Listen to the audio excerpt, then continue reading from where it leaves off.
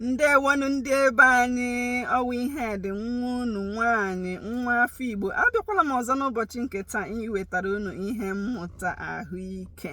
So if you are just joining my channel for the first time, I conduct my lessons in Igbo language, and then at the end I will summarize in English.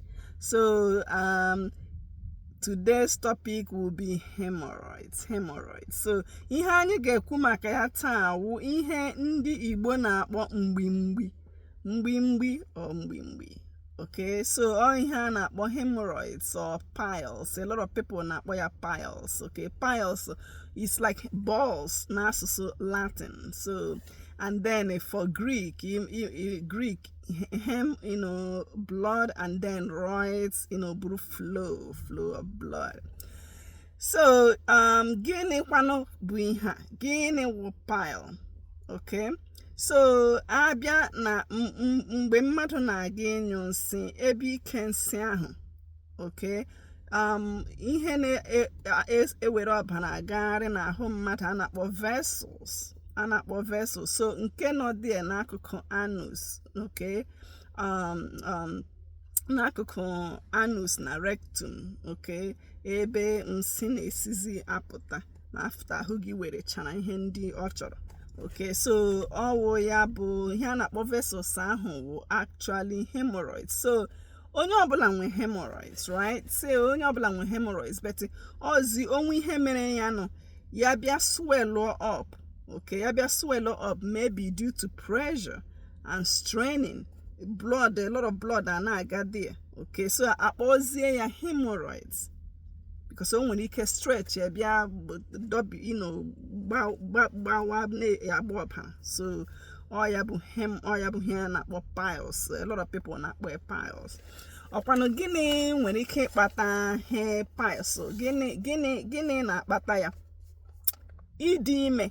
So nwere ike ịhụ na ọ na-eme ọtụtụ ụmụ nwaanyị.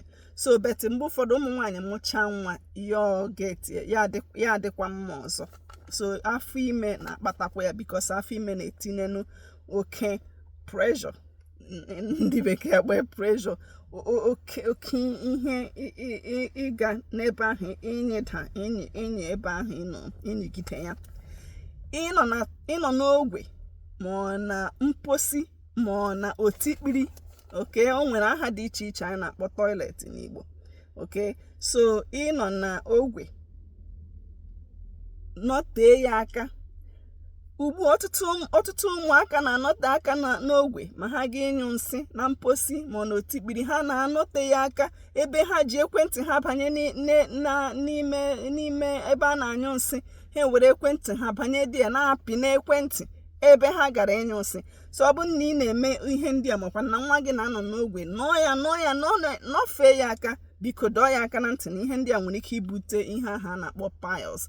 Ma ndị tokwara eto mgbe ụfọdụ ahụ nọ n'ebe ahụ. Even ụfọdụ ndị mmadụ ji ụmụaka sef na-asị na ha na-anọ ebe ahụ ka ha nweretu ahụ kụrụ ji obere. Bet cheta, ị nwere ike ịnọ ọdụ n'elu ya ma ọ bụ na akọva ya akọva. Bet ọ bụ na ị nọ ọdụ ya ga na-etinye pressure ga nọ n'ọdụ ka ị na-achọ ịnyụ nsị, ọ dịghị mma, o nwere ike ịkọsụ pile. Ole ihe ọzọ, ime exercise ebe mmadụ na-estrain na-eme weightlifting nwekwara ike ibute ya. So ị na-eme weightlifting ma ọ na-ebu ihe dị arụghị nnukwu, kpachakwara anya. Okay, kpachara anya, dị sure ị na-ebu ihe ahụ otu ị kwesịrị ka ị hapụ itinye strain. So jiri nwayọ, instead of ibu ihe ahụ ofu ugbo, ka ebie ya abụọ. Ịnọdụ nnukwu n'ofe, ịnọtụ ọdụ, bilite, ịnshọt ugbu ị na-ele ya ọnwa ebe ịnọ, bilite gagharịa. Ịnọ oke ọdụ adịghị mma, ọ na-akọ ọsọ ọtụtụ nsogbu.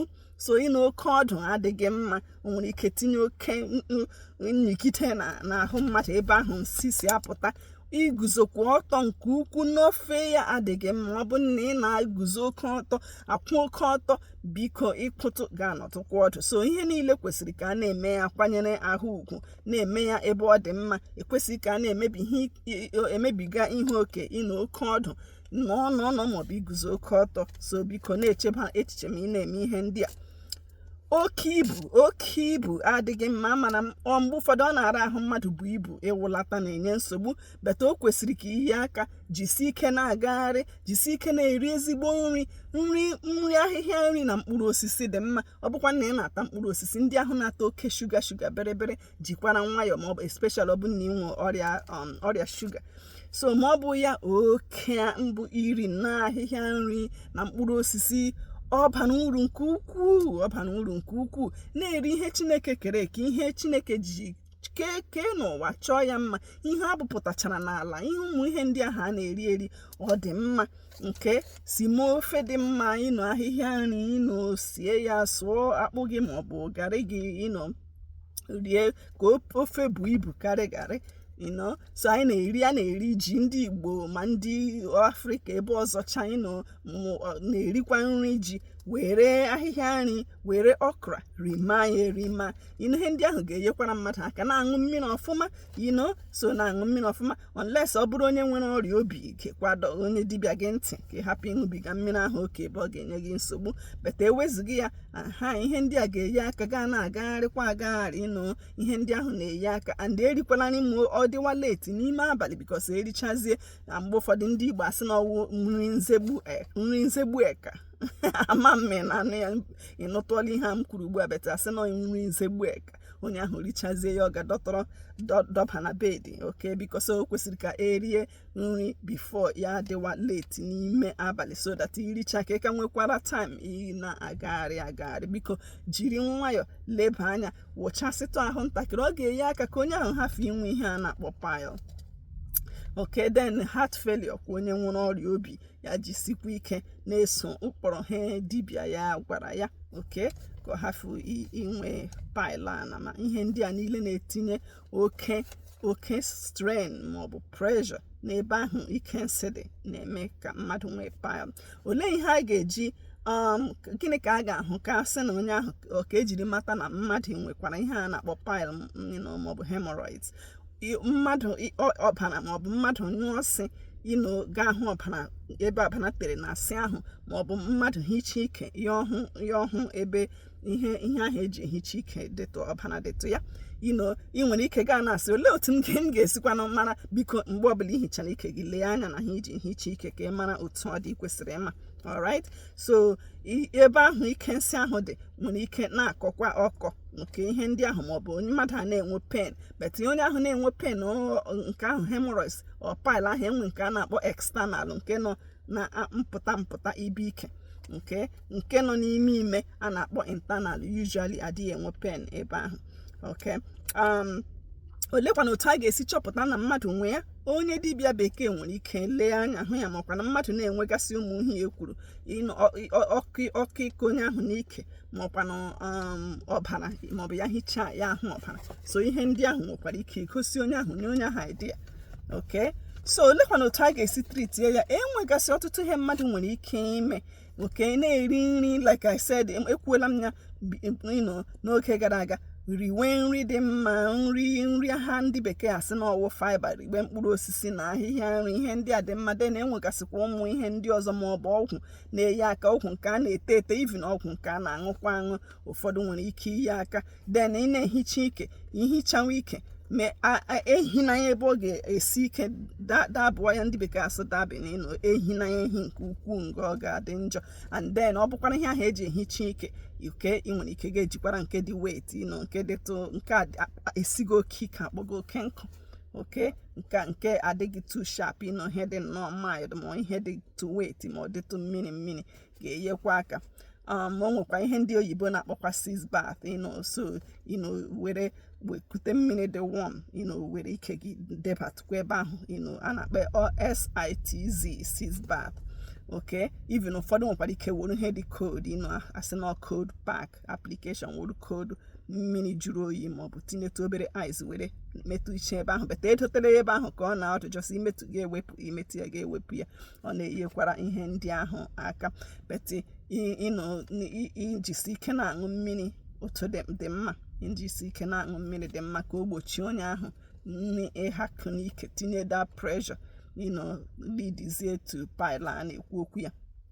Mgbochi mgbochi olee otu a ga-esi gbochie ihe a biko ihe ndị bekee na-akpọ lifestyle ichenji otu mmadụ si ebi ndụ ọ ga-enye nnukwute aka ka paịlụ a hapụ ịbịa iri nri ahịhịa nri na mkpụrụ osisi bara nnukwute uru ekwuola m na-ekwu onye ọtụtụ ugbo ịṅụ mmiri ọfụma den ịnọrọ na mposi maọbụ na otikpiri biko anọfela ya aka okay so then ndị oyibo nwe ha mgbe ụfọdụ ha abịa asị na stage 1 2 3 and 4 mgbe ụfọdụ ha abịa kewasịa ihe ndị a okay so asị stage 1 pile ahụ okay mgbe ụfọdụ onye ahụ nwere ike ga ịnyụ nsị ahụ ya ahụ ọbara ahụ ma ọnyụọ nsị then ụfọdụ o nwere ike onye ahụ stage 2 ya okay o nwere ike onye ahụ nyụwa nsị pile ahụ ya ha kpọrọ pile apụta ya pụtakwa ya ọ laghachi back ya ejiri aka ya laghachi then stage 3 okay o nwere ike pile ahụ ya pụta ma onye ahụ na-anyụ nsị then onye ahụ nwere ike push back in ya abanyekwa then nke a na-akpọ stage 4 okay o nwere ike ịpụta beta onye ahụ aga epush nwunye back and nke ahụ a na-akpọ internal ọ na-eji nnọọ nwayọ na-eme and ọ na-afụ ụfụ usually because ọ nọ inside but nke a na-akpọ external ọ na-ada afụ ụfụ and ọ na-eme n'otu ntabi anya and then mgbe ụfọdụ onye ahụ nwere ike hụkwa ya lacha onye ahụ ihe a na-akpọ skin tag ya dịka onwe ihe pụtara n'ike mmadụ. Okay, so otu a ka m ga-esi kwesị ya n'Igbo beti chetukwa ka m chịkọta ya ọnụ were okwu bekee chigbuo ya nke. So today I'm talking about hemorrhoids, okay, or people call piles, okay, hemorrhoids or piles. Piles, in Latin it means balls because that's what the hemorrhoids looks like, and then Greek, hem, blood, and then roids, flow, so that's flow of blood. So pathophysiology, I would say, name of blood vessels surrounding the rectum and the anus, okay? So they are actually called sinusoids, okay? They are not vein or artery, all right? They can actually swell up, with pressure, like abdominal pressure, okay? And straining with blood shunting to that hemorrhoids, okay? So then it can stretch, those vessels can stretch, tear up, and bleed. All right, so the risk factors are actually pregnancy, which usually it will go away after birth, sitting on the toilet for too long. Please, if you have that habit, a lot of children, a lot of kids are doing that these days with their iPhones, with their phones, and sitting there, pressing on their phones. Please break that habit. If you notice that your child is doing it, warn them because they can develop hemorrhoids too. If you are an adult and you're doing that, please don't do it. I know some adults, they just want to get away, so they go to the toilet and sit. Please do not do that. It can actually lead to hemorrhoids. Straining, do not strain. If you feel like it's not coming, get up and move until it comes, okay? Do not strain. And then be careful with exercise, like strenuous exercises, weightlifting, be careful with those things. And, if something is heavy, break it in half. Don't carry it at once. Do not sit too long. Do not stand too long. Prolonged sitting or standing can lead to hemorrhoids or, piles. Okay. Having obesity or heart failure can also lead to piles. So if someone is obese, they can work on losing weight. They can it's not easy to lose weight. Sometimes it's easier said than done, but like simple lifestyle changes can help. Drinking water. But if you have heart failure, please make sure that you follow recommendation of your doctor when it comes to drinking water. But if not, drinking enough water, eating healthy diet, eating the foods that the Almighty God has created for us will help us a lot. Avoid a lot of all the artificial foods. Avoid them as much as possible. Sometimes we cannot avoid all of them, but try as much as possible to avoid those and move around. That helps a lot. Okay, and don't eat too late at night. Okay, don't eat too late at night. Signs and symptoms that you can see. Signs and symptoms will be bleeding, itching, swelling, mucus discharge, pain, especially when it's external hemorrhoids, bright red blood on tissue or streak of blood on the stool. Okay, so you may be asking, how am I gonna know that? How am I gonna know this? Well, if you wipe yourself after using the toilet, okay, after having bowel movement, please look on the tissue, look and see what what it looks like. You really need to know. You need to know, okay?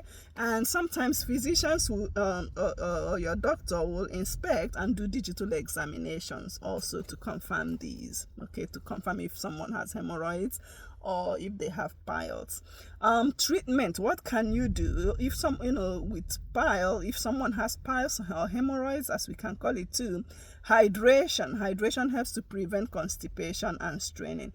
Eat good food, high, with high fiber, about 25 to 35 grams of fiber, okay? Eat good fruits and vegetables. Some people also take fiber supplements to help. Fiber will stimulate the waste in the colon and prevents the stretching out of the hemorrhoids. So also, some people will do topical applications. There are a lot of them out there, Preparation H and all other ones. Some people do seeds bath, cold pack applications. Also, some oral pain medications may help too. And when you use the toilet, do not wipe. Try to dab instead of wiping. And then using wet wipes also may help at the moment, okay? And then sometimes if all these things people try, if it's not helping, the physician may, or the surgeon may decide, or the healthcare provider may decide to do banding, surgery, okay? They can do that. And if someone had surgery done, please stay with them, because they may actually pass out when using the toilet for the first time. How can we prevent these things? Lifestyle changes, high fiber diet, don't stay too long on the toilet, okay? And drink water, okay? So, and hemorrhoids, sometimes they can divide them in stages. Stage one is like bleeding when you go to the toilet, and then you can see blood. Stage 2 it may come out when you go to the toilet, and then it goes in after you finish. And then stage 3 comes out, but it will come out, but then you can push it in. Stage 4, you cannot really push it in, okay? And they have internal and external hemorrhoids. Internal hemorrhoids develop slowly over the years, and usually it's not painful. But external, it comes on suddenly and is very painful. So the Bible verse for today, actually, when you read this passage, the pile or hemorrhoids was mentioned in the Bible. Deuteronomy 28 verse 27, the Lord will afflict you with the boils of Egypt and with tumors, festering sores and itch, from which you cannot be cured. God afflicted the Philistines. So God afflicted the Philistines, when you read the Bible, with hemorrhoids. That's what they call it in those days, after they captured the Ark of the Covenant. And there's also the Bible also warns. He said that God also warned the Israelites that he will afflict them with hemorrhoids if they disobey. Okay, so that's like warning from God. I know we have all sinned and come short of glory of God, so we are asking God for forgiveness, but it doesn't mean that if you have pride that you have sinned against God. But that's where that's where it was mentioned and how it was mentioned. So I have a song for you, okay? So do not hang up. All right, that song is by Felix Nazi, okay?